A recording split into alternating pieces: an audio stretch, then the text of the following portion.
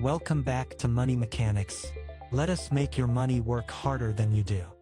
Here is the single highest guaranteed return on your cash in the second half of 2026, and it is not a savings account. It is wiping out a credit card balance charging 21.5%, and nothing legally available to ordinary savers beats it. On June 17, 2026, the Federal Reserve held its benchmark rate at 3.50 to 3.75%, the fourth straight meeting with no change. The bigger signal was buried in the dot plot, where the median official flipped from forecasting a rate cut to forecasting a hike. 17 of the 18 policymakers now say the risks to inflation are tilted to the upside, not the downside. It was new, Chair Kevin Warsh's first meeting in charge, and the decision to hold was unanimous across the committee. The driver is prices, because May 2026 headline inflation came in at 4.2% year-over-year, a three-year high. That jump is largely energy, with gasoline running roughly 40% higher than it was a year ago. For your cash, this combination matters, because yields are still respectable today, but are already drifting lower while inflation stays hot. A hike-leaning Fed is unusual, since for 2 years the entire market expected the next move to be down, not up. When the central bank expects to raise rates, the game for savers shifts from waiting to locking in what is available now. With the Fed leaning toward hikes and inflation-eating returns, here is how I rank where to park cash, from best to worst.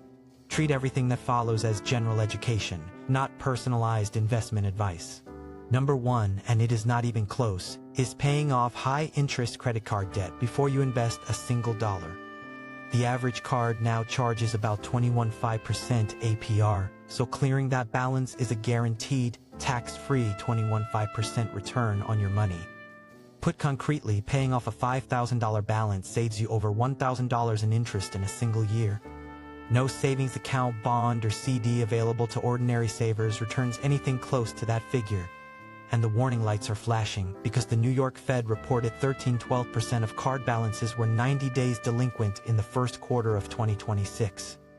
That is the worst credit card delinquency reading since roughly 2010, near the depths of the last financial crisis. If you carry a balance, this is the only move that matters before anything else on this list.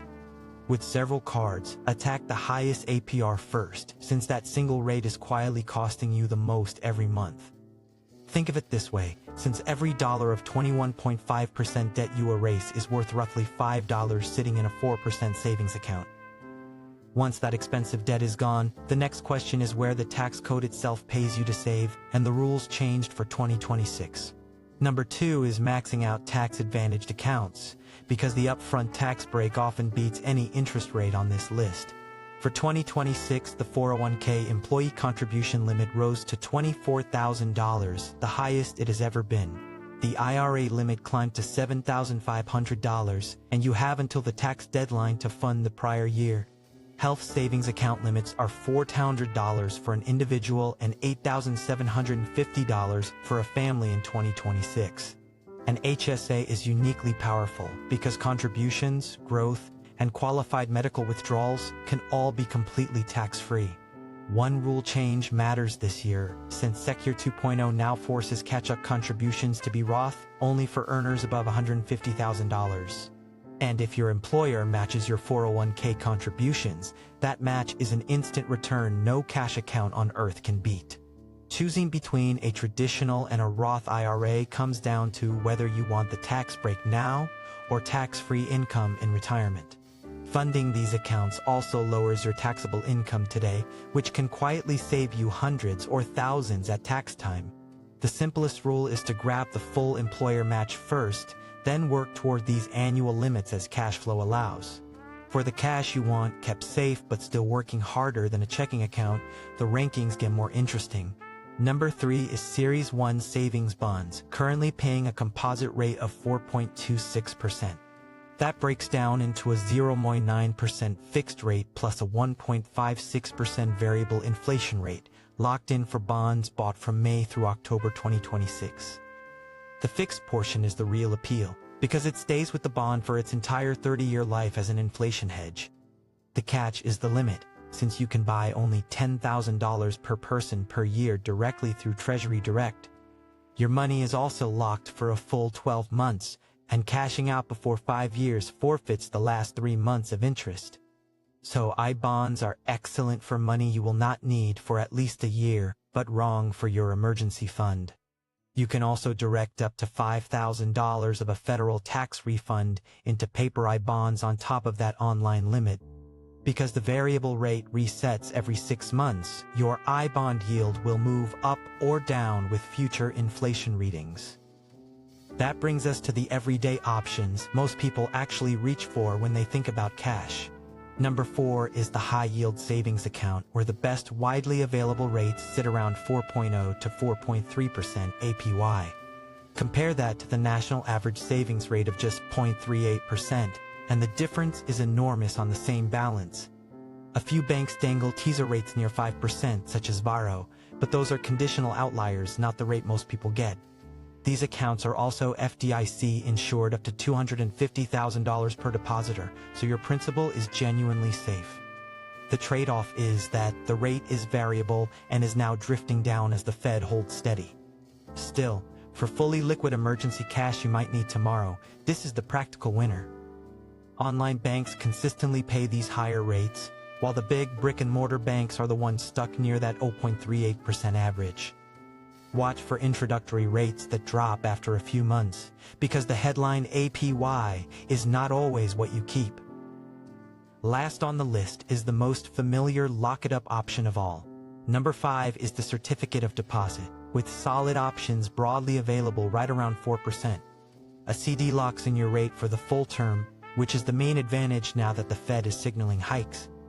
You will see eye-catching promotions advertised as high as 750%, but those are narrow conditional offers, not something to build a plan around.